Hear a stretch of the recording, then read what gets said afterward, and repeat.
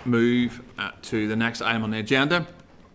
And just before we do that, I'm quite cognizant of our time today. We're about to have a briefing from departmental officials on the bill, and we were also going to take some evidence from the examiner of statutory rules, and we still have some SRs and SLs to do as well. So my proposal to committee would be that we ask the examiner of statutory rules to come next week to give us evidence, so that we have a more fulsome session with Angela, because I think that's going to be really important evidence that this committee takes. Our committee agreed to just push that item to next week? Agreed, Chair. Yep. Okay, that's great. Okay, so that will take us to item 9, which is more oral evidence, this time directly on the SUDS bill. I'll take committee members to page 343, which is the clerk's memo on the bill. 349, we have the bill table of issues. At 368, we have a summary of written evidence on the bill. At 374, we have a summary of oral evidence on the bill. I would like to invite Julianne, Jim, Alison, and coming back for a second appearance, Stuart and Barry. And I will seek committee agreement that this session is recorded by Hansard. Our committee agreed. Great. And therefore I would like to invite the departmental officials to make an opening statement, and then the committee will have some questions. Alison. Good afternoon, Chair, and thank you for inviting us here today to discuss the Water, Sustainable Drainage and Flood Management Bill. I'm joined today by Julianne Dutton and Jim McComish from the Bill team, and Stuart Whiteman and Barry Spears from the Sustainable Drainage Directorate. You've already heard from them. As it has been a while since we last appeared before the committee, I just wanted to recap on the general purpose of this bill. So the aim of this bill is to primarily improve processes for Northern Ireland Water, reduce pollution and help us to meet the challenges in how we use our water resources and get on a path to integrate natural drainage systems into our stormwater infrastructure.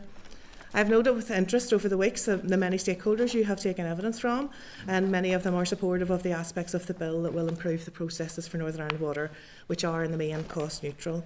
Specifically, the temporary use bans that place restrictions on water use during times of drought or serious shortage of water for distribution, as set out in Clause 1. Article 161 agreements being registered in the Statutory Charges Register in Clause 10. Powers for Northern Ireland Water to correct misconnections, such as correcting pipes carrying wastewater wrongly connected to a surface water drain or vice versa, and recover costs as set out in Clause 11. And adoption of pre-1973 private drainage infrastructure as set out in Clause 12. Other key elements of this bill then are set out in Clause 6, which provides the Department with powers to introduce grants similar to those already available under the Homeowner Flood Protection Grant Scheme. Clauses 7 and 8, which allow the Department to issue new secondary regulations to update the existing Floods Directive regulations and the Drainage Environmental Impact Assessment regulations respectively. This allows the Department to keep up to date with modern developments in these areas by providing regulation-making powers, as the power to amend these regulations was removed following withdrawal from the EU.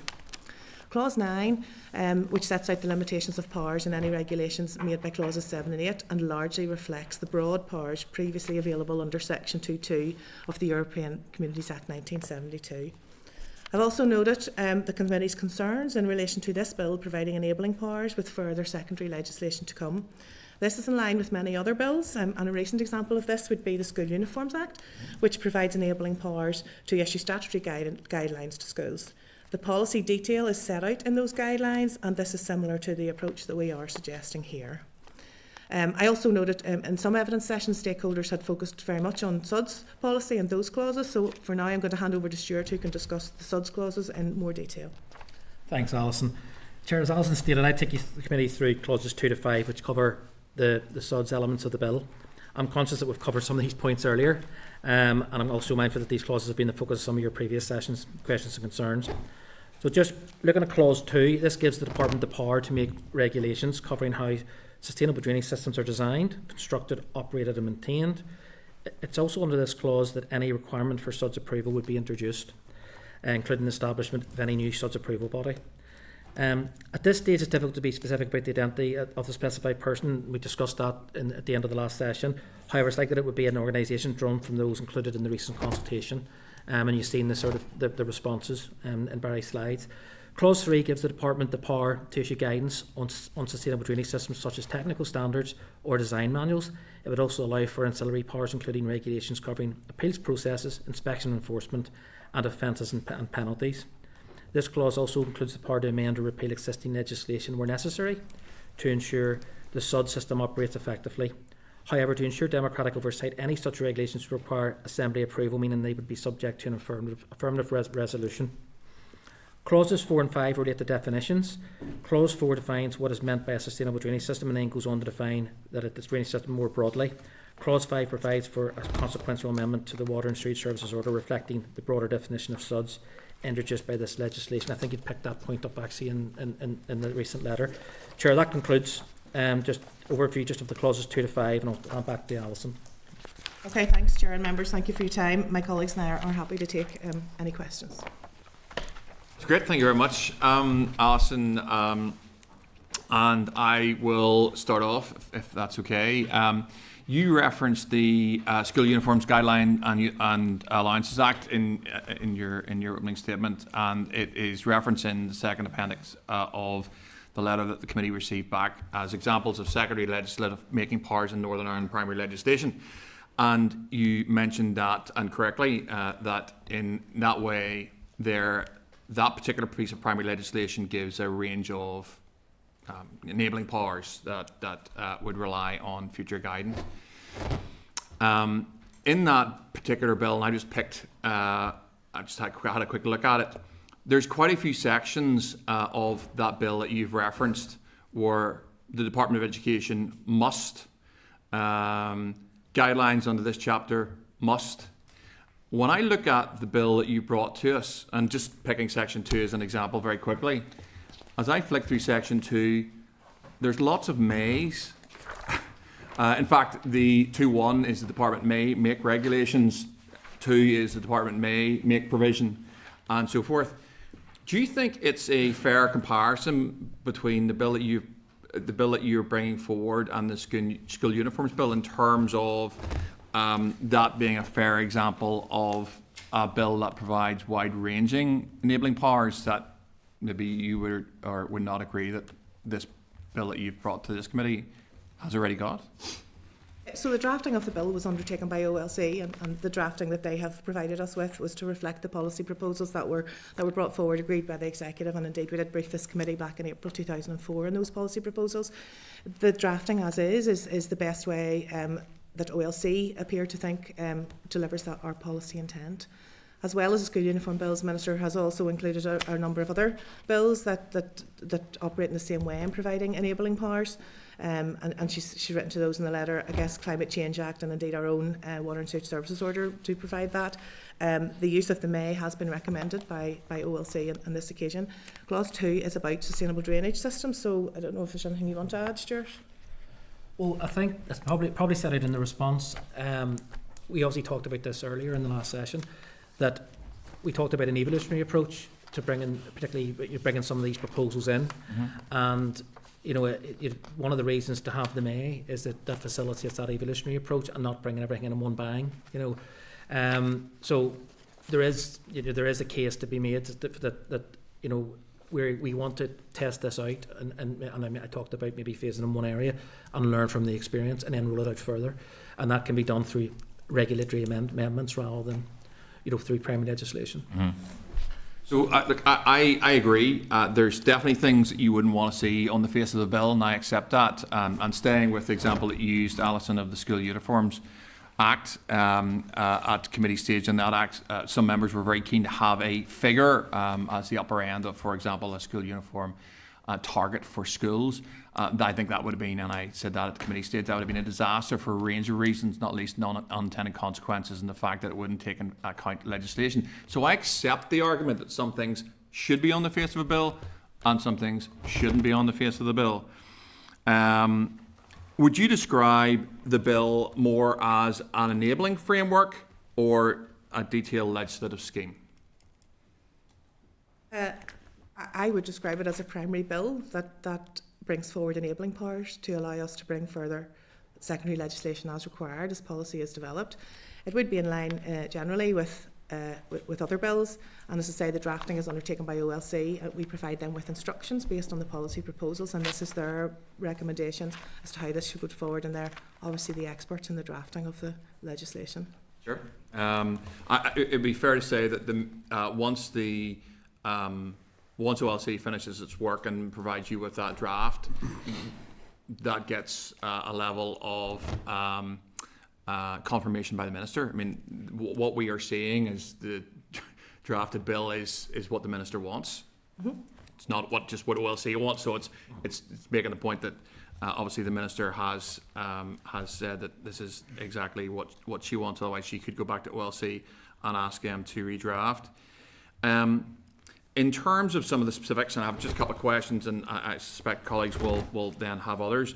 On the SUDS approval body, and Stuart has obviously been talking to this at the previous committee, the bill is drafted in that clause 2, 4 and 5 provides for a body to be established. It doesn't specify its structure, governance, accountability or associated costs. Now, some of those I might accept that you maybe wouldn't see on the face of a bill. And we've dealt at some level the fact that at this point in time the department don't know how much it's going to cost. And that's because you're relying on future development of the bill, I would imagine. Would you accept that it's unusual to create a body but not specify it in primary legislation? I think happy for me to. I think there are examples out there. Even in the 2006 order, there's examples where a potential function isn't specified as one organisation. It might be a number of organisations. And as Alison alluded to, this we put our policy aims into instructions to OLC, and this is the output of that, and in terms of their expertise. So, but there are examples in various statutes where it's not, if it's unclear, it might, for example, the departments tends to be given powers to designate another organisation to do things on its behalf. In this case, the specified person, which I think you're referring to, that was the advice given to us by OLC. So, if you, I'm happy to have you guys come back to me on this. If you give me some examples of perhaps other legislation that's come through. You mentioned the 2006 of primary legislation effectively creating a body, but not actually sort of clearly designating who that body is going to be. That would certainly be useful for me. I'm happy to have that in writing if you want to get back to me on it.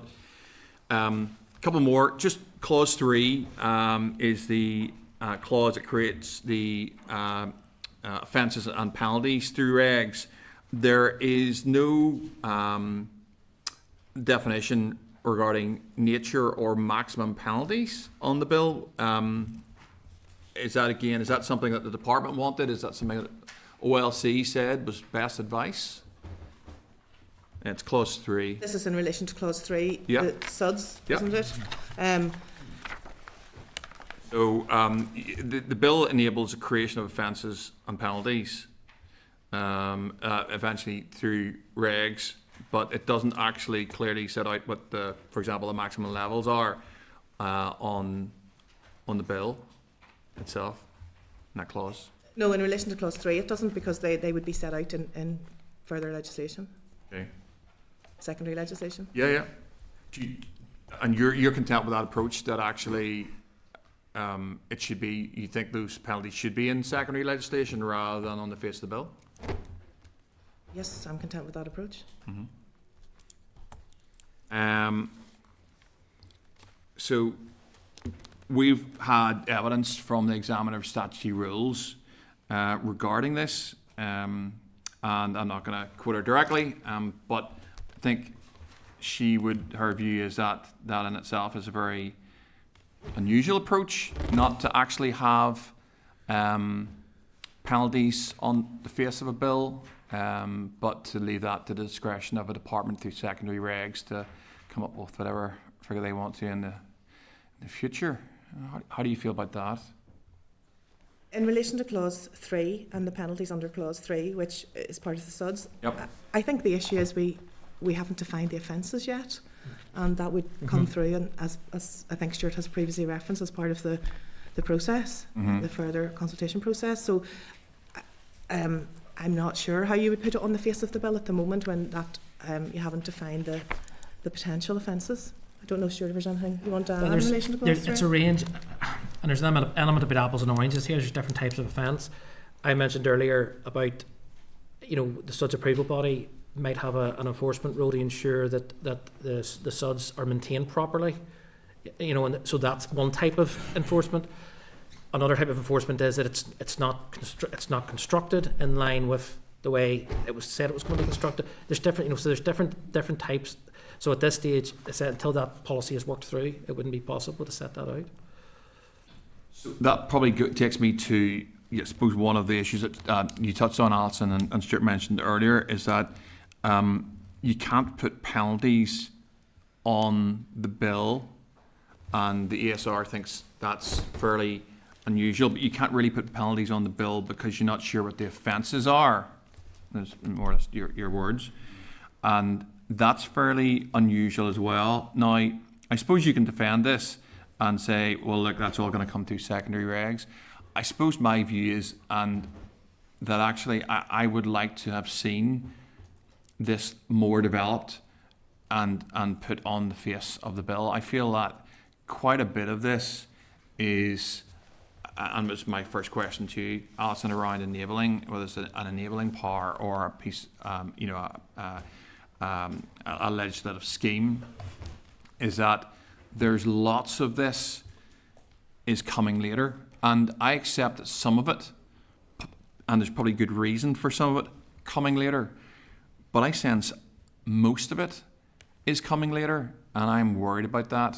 And I'd have to say I'm not the only one. Now, we've written to the Minister, and she has given us her view on it. It'll be up to the committee whether it agrees or not agrees on it. I've got one more for you, and then I'm going to hand over to colleagues, and it's on clauses 6 to 9 on flood protection. And it's just around scope. The bill that's currently drafted, obviously the scheme is a homeowners only scheme. And I suppose just to ask the question, have you considered other at-risk groups such as renters or social housing tenants?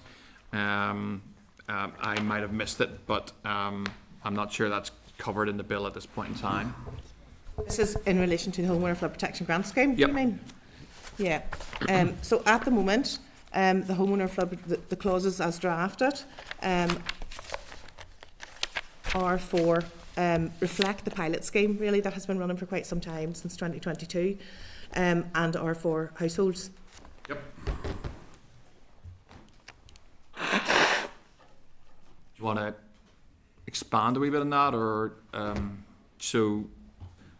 So the purpose of the powers in relation to the Homeowner Flood Protection Grant Scheme were to put the pilot scheme as is onto a statutory footing, so that it could be continued to be funded, and there was a duty in fact to fund it. Right. So the pilot scheme was in relation to private households.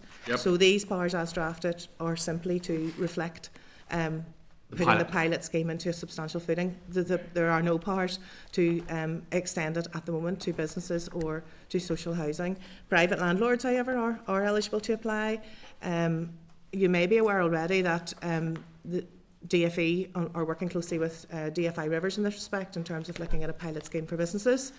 And in relation to social housing, that's already funded, the provision of social housing through public funding already for Housing Executive.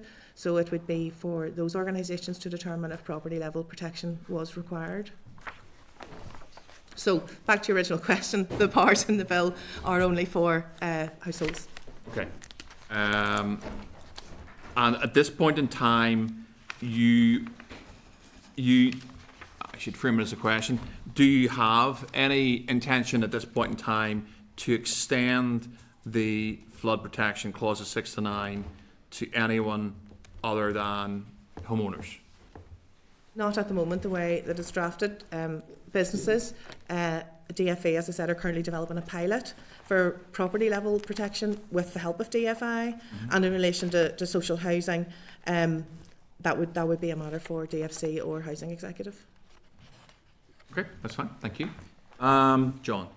Thank you, Chair, and thanks again for coming along. I appreciate this isn't the first time you've been here. Just in terms of the evidence that we've received so far then from various stakeholders, is there anything that's come to light on the back of that, outside, even alongside the consultation, that you think might want the Department, the Minister might want to bring forward any amendments that aren't just tidying up amendments? Is there anything you've looked at to think, actually it's a fair point, this is something we want to amend at this stage rather than through secondary legislation? I don't have anything unless anybody else has well, we touched on it earlier, the specified person, something that I said, I said to the Chair earlier, we would go away and speak to LC and get advice and speak to the Minister about trying to narrow that in, but that's probably the only... I certainly think, Stuart, that would be a very good one, but I do want to echo the Chair's comments and the feedback that we've got from the likes of the CEF and from developers. I think the entire success or failure of this legislation will be based on approval and on maintenance. And neither of those things I am still clear on in this legislation. There is a will to do it, but I am no clear as to how the body will approve the consistency of approach, which I know you want to achieve, and ultimately who will maintain it and who will pay for it. And we touched in the previous session, and we've touched in evidence sessions about the ambiguity that exists in current developments where maintenance charges are there, council abdicate responsibility, DFI don't want to cut the grass or maintain the suds. So as a legislator and someone that's trying to provide scrutiny in this bill, I haven't got a clue how it's going to achieve its outcome at this moment in time. I believe the intent is good, but I am none the wiser how we're going to get to those two critical points: approval being successful and consistent, and maintenance being achieved. And I think that I don't think that's me being deliberately antagonistic or trying to be deliberately problematic. It's just me highlighting a key frustrating point that after all this, I still don't know how we're going to get to where we want to get to. Do you see where we're coming from? I appreciate that, and I did listen to the CEF session, and I did note, however, that most of their concerns were around the SUDS aspects of the bill, and I think they did, at the end of their session, say they were content with the other clauses in relation to the powers for Northern Ireland Water. So most of the evidence sessions seem to, that's where most of the queries are coming in relation to. And it is the SUDS bill, to be fair. So I mean, that is the main thrust of the key aspects of it, and they're the key bits that I have the most concerns about: how we get approval and how we get. Indeed, but many of the other aspects of the bill are important powers for Northern Ireland Water in relation to hosepipe bans, misconnections, and all of those things. They're very important, those powers for Northern Ireland Water. 100%, and I don't think anyone in the committee hasn't articulated their support for the intent of the bill, the wide-ranging powers that will be able to be achieved by NI Water to tidy up some of the network. That doesn't detract from the serious concerns we have about how we achieve what we want to achieve and how we maintain what's achieved. And until that's done, I'm less than confident. I'll probably repeat myself a bit from earlier, but the Minister, I think, just maybe said in the response, and I'd said earlier, is committed. We are consulting on options around each aspect of the new regime later in the year. So that will cover, and I said earlier, that will cover adoption, that will cover design standards, guidance, and we've got the Dublin example we can learn from. That will cover the approval of the design, the approval of the actual construction, so going out and inspect how that's going to work. That'll cover the maintenance and so sometimes what's often forgotten about is the operation. Some of these things need to be operated. Absolutely.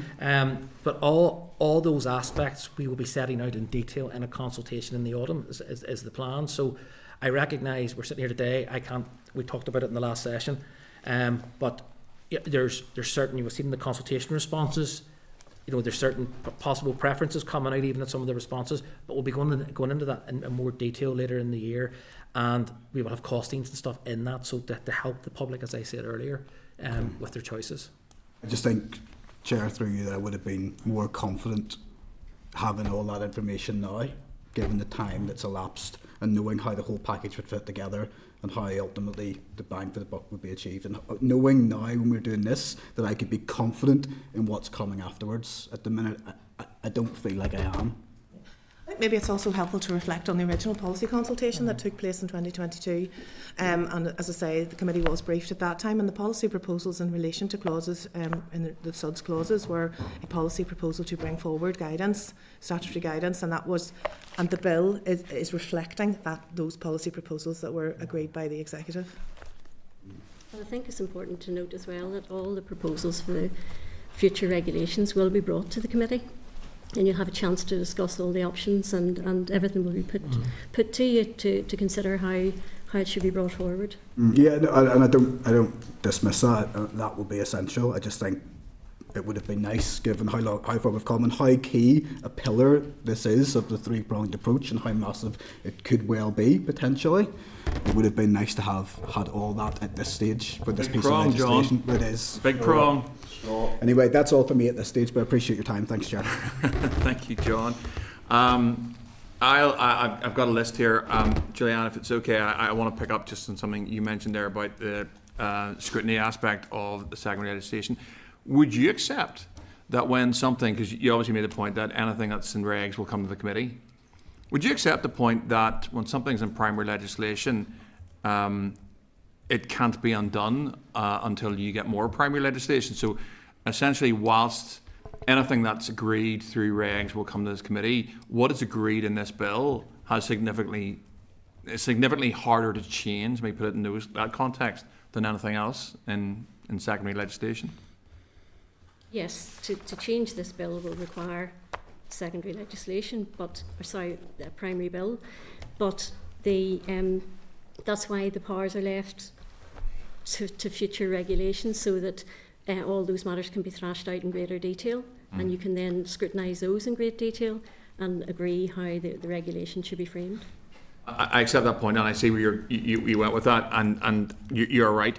I suppose my point is that we have to get this right, because this is primary legislation, and I accept that leaving it open, to a degree, leaves enabling powers for the future, and they are subject to scrutiny themselves. I suppose our difficulty is that whatever we pass at this committee, be it right or wrong or somewhere in the middle, if it passes through the Assembly, it's incredibly difficult to change it at that point, and I accept that works both ways in terms of what you're talking about. I've got one more before I bring in Andrew, and it was just to pick up on what the Deputy Chair was highlighting. Just in one aspect, John had mentioned costs. We had this with Stuart a little bit earlier, and the Minister's letter to us, we asked, given that no detailed costings are yet available, how can the department be confident in making these commitments? And she's replied about you're developing a detailed business case. That took me to the EFM for the bill and the explanatory financial memorandum. For those who are watching, I'm not sure what an EFM is. The financial effects of the bill, there's not much there. I'm trying to be kind. All that you have said is the cost of the current pilot homewater flood protection grant scheme was £165,000 in 2023-24, and is going to be £300 for 24-25. And unless you're going to correct me, I don't see any other indications of the financial aspects of this bill or how much it might cost in the EFM. Would I be right in saying that?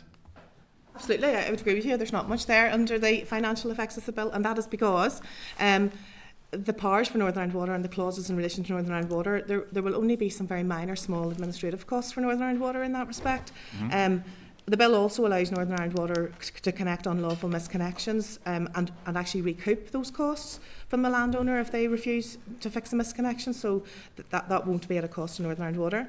In relation to the powers to adopt the pre-1973 private drainage infrastructure, Northern Ireland Water may also there share the costs with the landowners. So the exact cost of that would be unknown at this point, because they would be site-specific, obviously.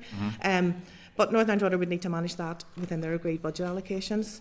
In relation to SUDS, Stuart's already covered the potential for additional costs there, and as the policies developed, there'll be more clarity on those. So would it be fair to say, Alison, that we would be passing a piece of legislation to grant enabling powers for a future body that isn't specified. We don't know how much it's going to cost, and how much it might cost isn't in the EFM of the bill that we're being cited on. Would that be fair enough, or would you? That would be fair enough, as I think, as Stuart has said, the costs aren't known at this point. Okay. Would you agree with me that for a scrutiny committee, it presents us with at least some level of problem that we're being asked to rubber stamp a piece of legislation that regs will come in at some point and will create a body, but we're not really sure how much that body will cost. The department can kind of guesstimate at how much it's going to cost, but aren't entirely sure, and certainly hasn't told the committee yet. But we're being asked to pass the piece of legislation that enables those powers without actually knowing what the cost of those would be. And it's certainly not in the EFM. Would that be fair? Yes, so I think, back to Julianne's point, the bill is providing enabling powers to bring forward secondary legislation, at which point then the committee and assembly, if it's draft affirmative, will have a further opportunity to scrutinise that legislation, which at that point I would presume, and I look to Stuart, would probably have a lot more detail on the costs. No, I just come in back at what Julianne and Alison said there, Chair, that the bill itself doesn't introduce such costs. It'll be the subordinate legislation down the line that will bring those costs. It will introduce costs in that the department's going to, as a team in the department, we're going to go off and do the detailed work. So the cost of actually doing that work. So just to be clear, and obviously this, my understanding is it has to be laid the draft of the regs, it's affirmative, so it has to be laid and a motion on them. So there is an opportunity for it to be debated. Yeah. Okay, that's fine. Justin. Thank you, Chair. Thank you, Andrew, for facilitating. Andy doesn't even realise that. I Andy doesn't even realise that on this note it says Justin has to go, so he outranks Andrew on my post-it note. So I want the hunt to put in place. You want the hunt? The hunt's going to blow Justin out of the water. Justin, away you go. Appreciate that. Thanks, folks. I'm sorry I missed your evidence session fully because I was up with St. Louis school upstairs. Are we overthinking this in terms of the body? Does there need to be a body? Is it not just fall incumbently within planning and the NI Water to manage the standards? So the standard is the key piece of work, which says this is what the requirements are in developments, and you must adhere by the standard. And if you don't, then enforcement will take over. So are we overcomplicating it to a degree? Well, I understand what you're saying. When we in the questions we asked earlier, when we showed them up the slides there, we had a new body in there, for example. That's probably unrealistic because it's going to be one of the existing organisations, and it will be a function carried out by one of the existing. Is probably the most likely outcome. And yes, Northern Ireland Water will clearly have a role. Northern Ireland Water, obviously currently adopt hard suds, and that may or may not change in the new regime. But yes, unfortunately, because the way the legislation is set up, and we're working off the 2006 order, Water and Sewer Services Order as amended, we have to, and for one of the examples, for example, is even the definition of sustainable drainage. We have to go around, we have to tweak it because we have to cover hard suds, we have to cover soft suds. So even when we're looking at organisations and things, yes, it probably does look quite complex the way it's been set up, but you're right. If you simplify it, the highest level, it is about getting out good guidance, like they've done in Dublin, for developers, builders to follow, enforcing against that guidance, in terms of making sure that any designs that are submitted are in line with that guidance, going out and making sure it's built in line with that guidance, and then making sure it's maintained, because there'll be guidance in relation to how things should be maintained. But in order to put that regime in place, yes, we do have this. It is quite complex, but you're right. That's in essence what we're trying to do here. Thanks very much, folks. Thank you, Justin. Andrew. Thank you, Chair. Thank you very much. And I suppose just at the outset, again, it's sort of maybe slightly echoing what some of committee members have said. Certainly the point, the idea, the emphasis behind sustainable drainage is something that's very supported and necessary and will be positive going forward. But again, just slight concerns that we want to air here. Just to start off, really, again, the flood protection grants, you've touched on it a wee bit.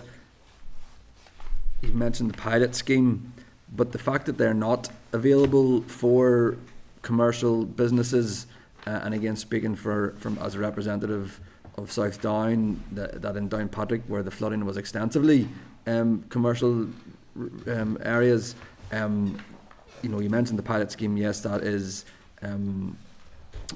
for homeowners, but again, likewise, there are plenty of properties that are rented, and yes, and that just by not expanding it to both commercial and renters, you know, I mean, can that be? I mean, why not? And is there scope to do a pilot scheme maybe, or would there be legislation to involve a pilot scheme that would expand it to this? Because again, that is something that's certainly come back to us as a committee as a concern by those that have experienced flooding. So as I said earlier, DFE are currently developing a pilot business property level protection scheme, and DFI Rivers are helping them in that regard.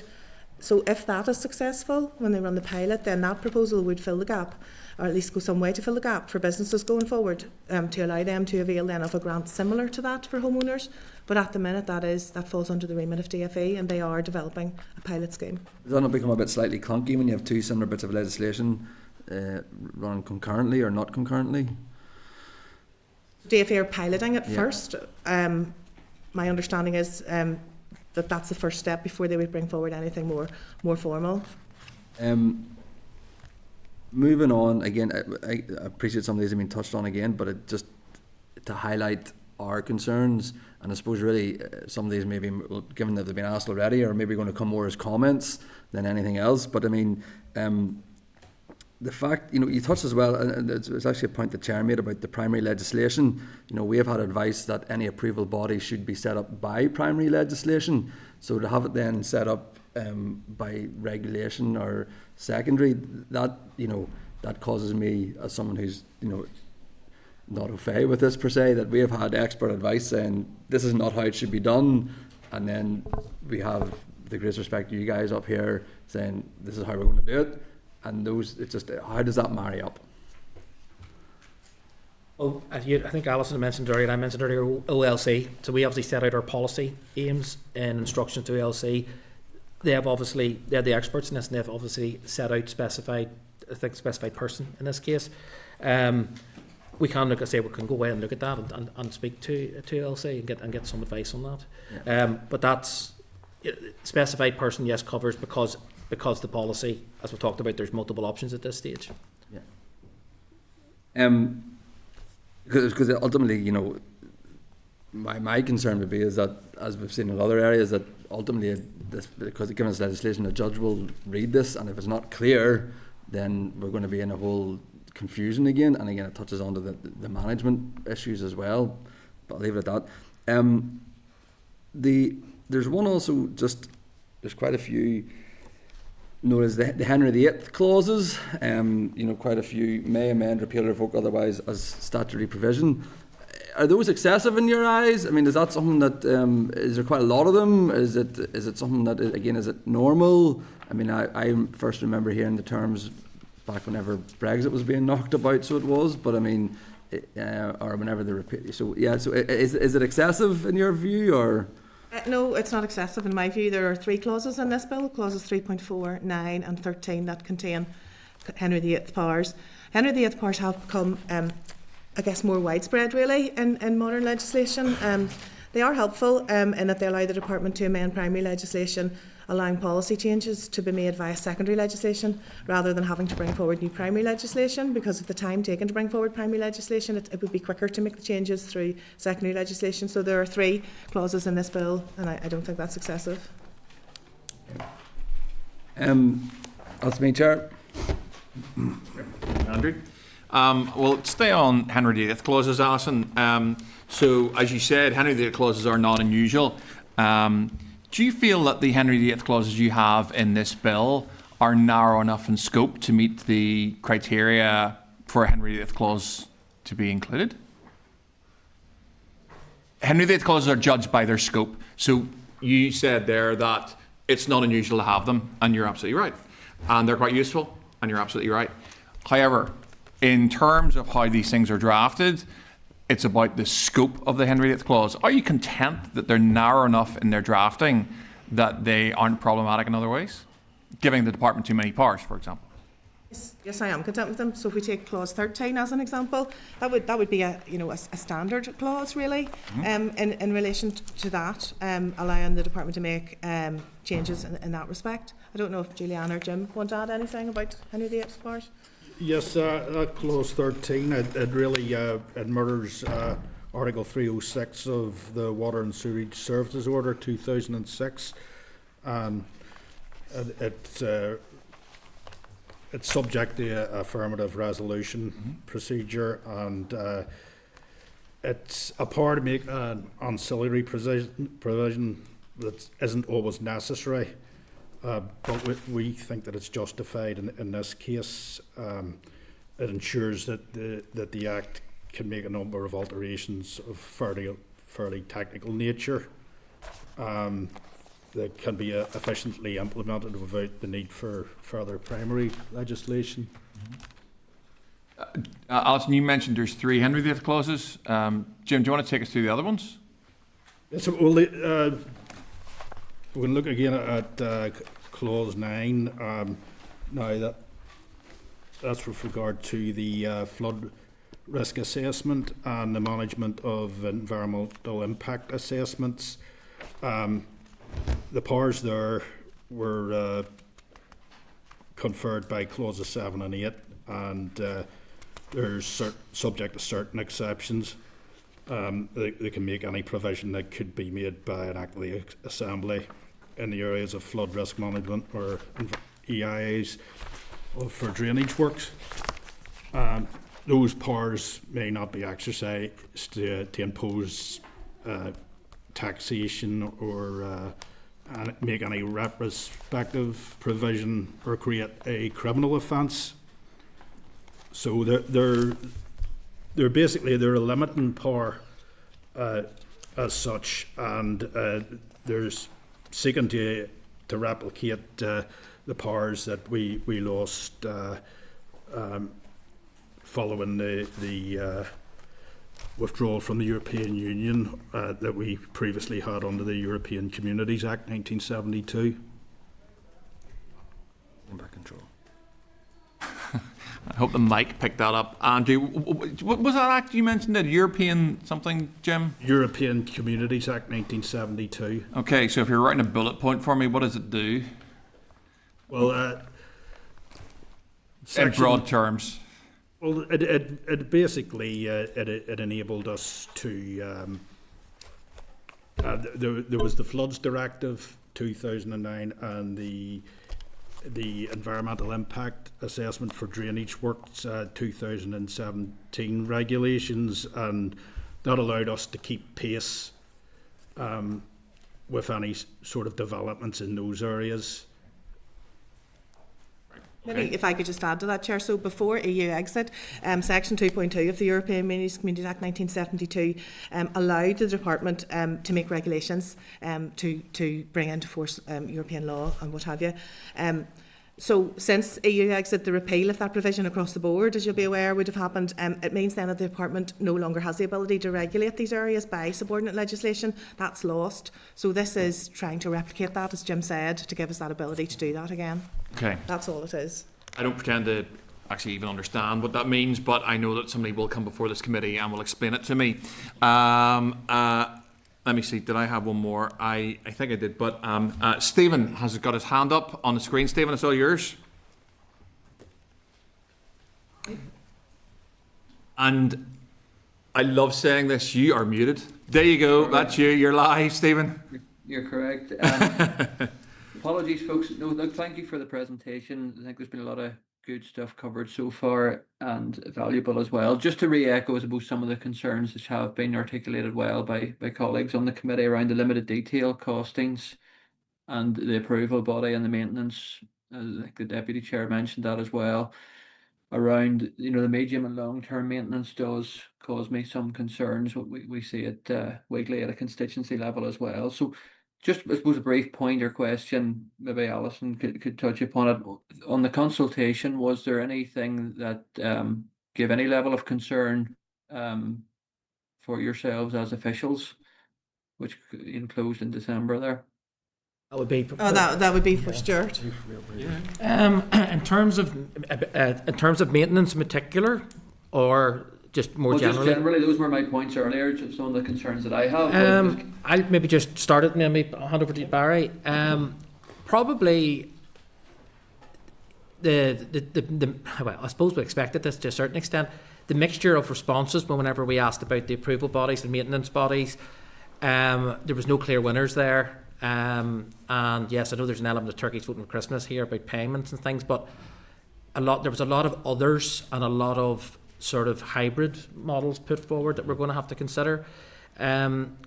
Certainly, there was overwhelming support for the suds management train, which I was quite surprised about, because it's quite a new thing and a new sort of concept, particularly here. And maybe it's our questions could have been worded better, but I think we had said about, you know, the suds management train being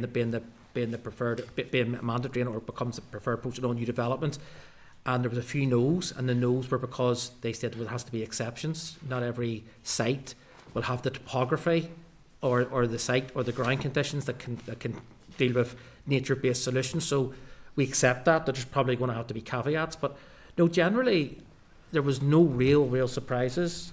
Maybe the construction industry themselves, when we've met with them, have been pro nature-based solutions, which maybe wasn't the case a few years back, you know. Mm-hmm. Yeah, I think you have a comment, Stuart. Yeah, I think the other thing was the lack of clarity, and it was maybe touched on earlier about Justin saying, you know, could other people already, approvers already take this on? And that was one of the things that came out in the consultation, is the industry really wants clarity on who is responsible for approving, you know, who is responsible, or where do I get the guidance on this, who will maintain it. So no matter what we do, we have to get clarity on those issues. That was a very big point. The other point, issue or concern was probably, and that was Stuart has already touched on it, where we had quite a clunky question at the very start: do you agree that suds should be mandatory?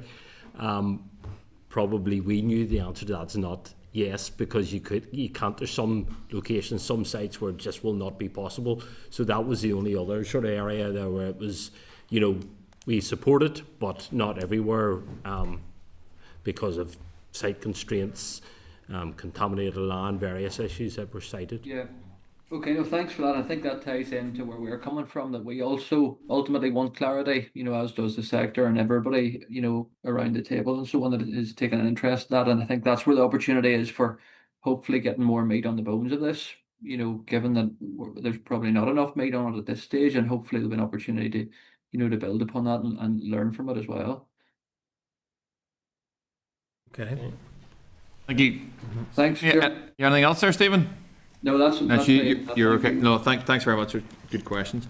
Andrew. Yeah, sorry, Chair. Thank you. Just to come back in, the way these things, you hear something being said and it triggers a memory, and you check back your notes and all the rest of it.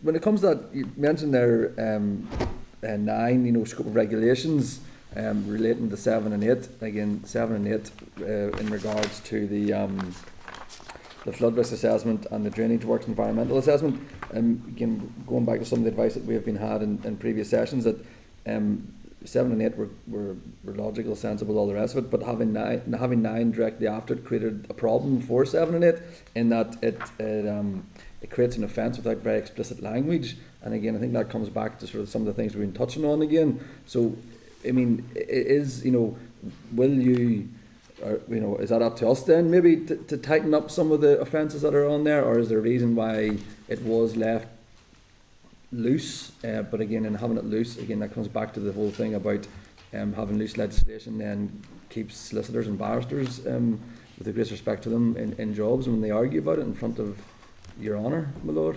It's really to make sure that we can't exceed the powers that we had previously. Okay. It's a limiting power as such. Right, but you don't have a concern that you're about, as a point made there, that's been made to us about having an offence without it very tightly specified. Then, no. Well, it's really about capping what the penalty can be. Okay. So it can't be excessive.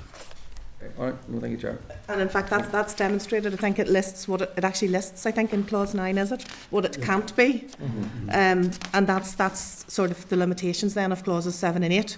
And again, clauses 7 and 8 also link back to the department's powers to update or amend certain regulations in the face of future developments that have been lost from EU exit.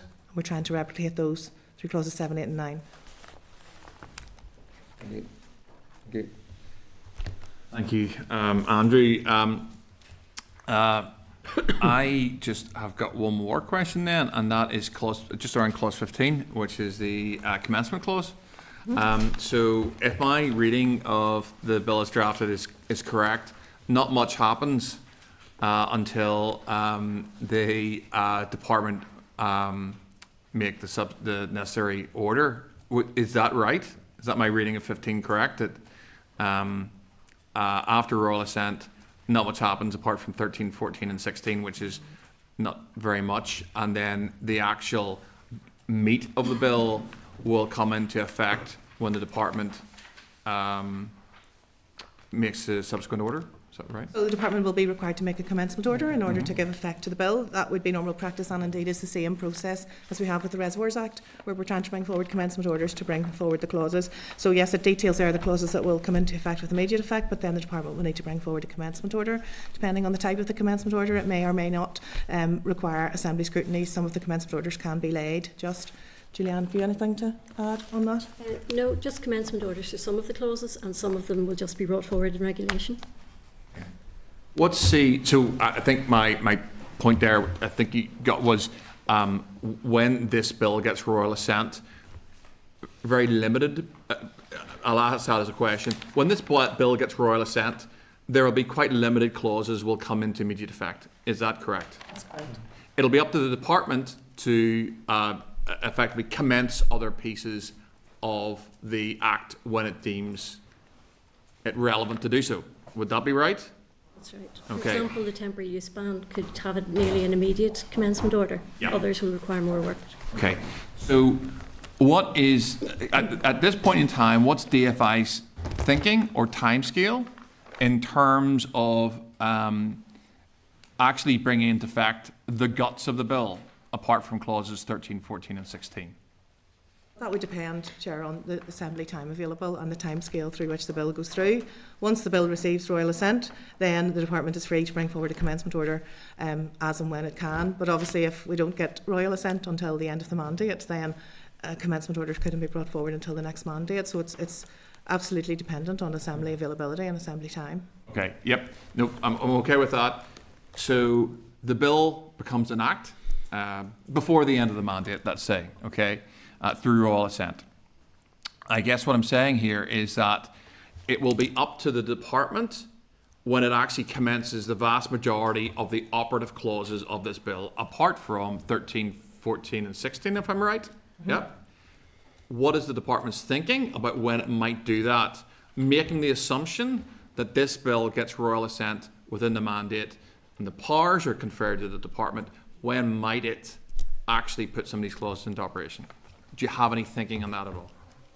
Well, I think we could probably proceed quickly with the temporary use bans, as I've said. Sorry, what clause is that, Julianne? It's clause 1. Clause 1, that's hosepipe stuff, bans, isn't it? Yeah. Yeah. That's not the most controversial one. No. The registration of the article. SOD's the priority I had mentioned earlier, Chair, in terms of the next steps. That one of the reasons we took the consultation is because we want to get the regulations done ASAP, you know. So we want to be at a position at the start of the next mandate that we're ready. So you know that would be that would be a priority for the department, would be to, because we want to make those regulations and we can't make them until it's commenced. Okay. Has anyone got anything else? Is that everyone's happy? Okay, great. Folks, thank you so much for coming in today. We really appreciate that. I'm sure we'll see you again between now and early July, but look, we do appreciate your time, and I know it ran late and so forth, so extra appreciation for the chair for sticking through it. So, thank you. Thank you.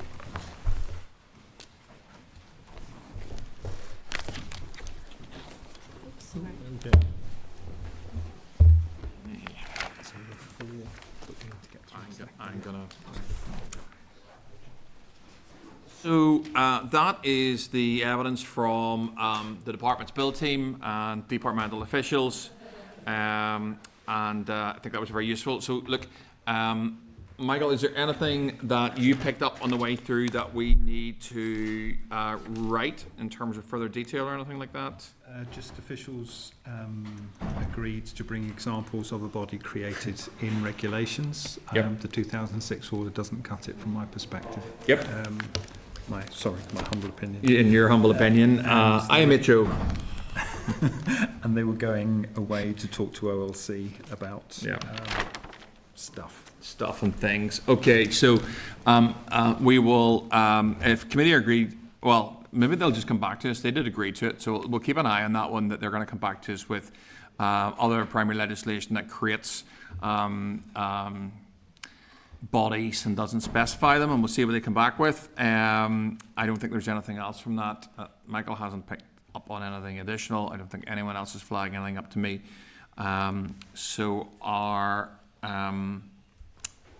I think that clears off that, unless anyone's got any comments. Nope. Okay.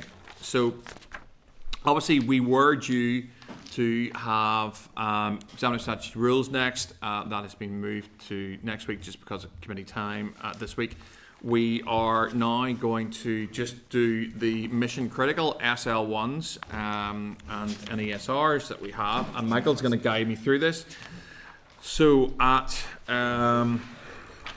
item 12, hopefully your sheet and my sheet are the same, Michael. SL1, the Planning General Permitted Development Amendment Order, Northern Ireland 2026 formal consideration. At page 398 is the clerk memo.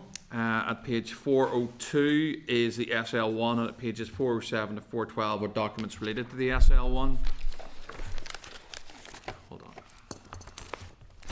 The statutory rule is subject to negative resolution procedure. The Department for Infrastructure proposes to make a statutory rule entitled the Planning General Permitted Development Amendment Order Northern Ireland 2026, and has submitted an SL1 and associated papers. The statutory rule will amend Part 34, Shops, Financial and Professional Services Establishments, of the schedule to the Planning General Permitted Development Order Northern Ireland 2015 GPDO by introducing a new Class E reverse vending machine to allow for the installation, alteration or replacement of a reverse vending machine, RVM, in a wall or shop within the curtilage of a shop, subject to certain limitations and conditions. The following will apply. There should be no time limit to the number of RVM that can be installed within the curtilage of a shop. In the case of an RVM installed in the wall of a shop, any part of the development must not exceed 2 metres beyond the outer surface of that wall. The RVM must not exceed 4 metres in height.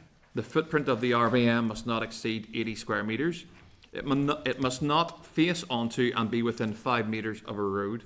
The RVM must not be situated within 15 metres of the curtilage of a building used for residential purposes, and the permitted development right would not apply to the proposed installation of an RVM in a World Heritage Site, conservation area, an area of special scientific interest, or a site of archaeological interest, or the curtilage of a listed building, unless listed building consent has been granted.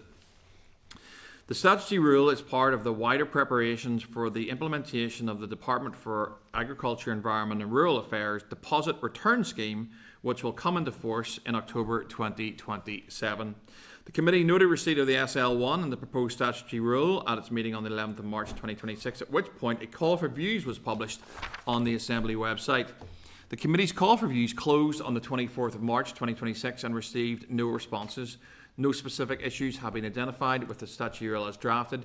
Are members content with the proposal for the statutory rule? Item 13, SL1, the Road Races Tandragee 100 Order Northern Ireland 2026 formal consultation. At page 414 is the clerk's memo. At page 415 is the SL1, and at pages 418 to 426 are documents which relate to that SL1. This statutory rule is not subject to any procedure before the Assembly. The Department for Infrastructure proposes to make a statutory rule entitled the Road Races Tandragee 100 Order Northern Ireland 2026 and has submitted an SL1 and associated papers. The purpose of the statutory rule is to permit the suspension of the right-of-way of traffic on Friday the 26th of June 2026 between 11 a.m. and 9 p.m. and Saturday the 27th of June 2026 between 9:30 a.m. and 7 p.m. on lengths of a road, on lengths of a number of roads near Tandragee, County Armagh, to allow the North Antrim Motorcycle and Car Club Limited, promoters of the Tandragee 100, to run the 2026 event.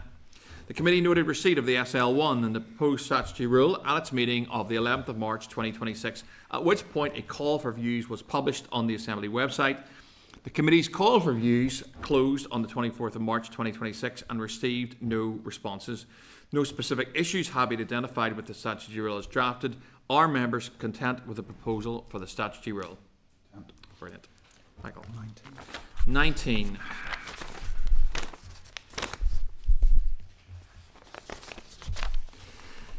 Item 19, SR 2026/62, the Road Races Croft Hill Climb Order Northern Ireland 2026. At page 500 is the Business Office letter. At page 501 is the made order. The rule is not subject to resolution before the Assembly. There have been no changes to policy content since the SL1 was considered by the Committee for Infrastructure on the 25th of February 2026. The purpose of the rule is to permit the suspension of the right-of-way of traffic on Saturday, the 18th of April 2026, between specified times on lengths of a number of roads within Holywood, County Down, to allow the Thoroughbred Sports Car Club, promoters of the Croft Hill Climb 2026, to run the event. Are members content to note the statutory rule? Noted. Item 21 is the SR 2026/71, the Road Races Cookstown 100 Motorcycle Road Race Order Northern Ireland 2026. At page 512 is the Business Office letter. At page 513 is the made order. The rule is not subject to resolution before the Assembly. There have been no changes to policy content since the SL1 was considered by the Committee for Infrastructure on the 11th of March 2026. The purpose of the rule is to permit the suspension of the right-of-way of traffic on Friday the 24th of April 2026 and Saturday the 25th of April 2026 between specified times on lengths of roads of certain roads near Cookstown, County Tyrone, to allow the Cookstown and District Motorcycle Club Road Racing Limited, promoters of the Cookstown 100 Motorcycle Road Race 2026, to run the event. Are members content to note the statutory rule? Okay. Do you want to do these last two? Yeah, okay. Well, we'll do the last two here. Item 22, the Road Races Northwest 200 Order Northern Ireland 2026.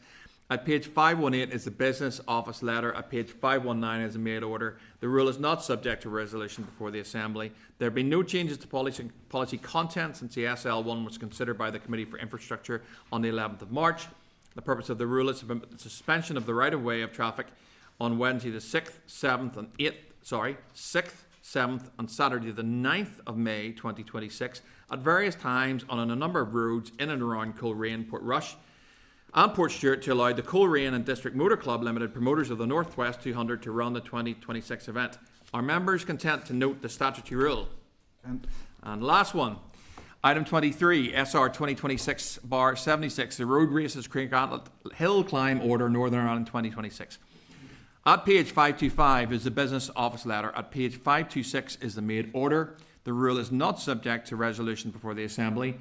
There have been no changes to policy content since the SL1 was considered by the Committee for Infrastructure on the 11th of March 2026.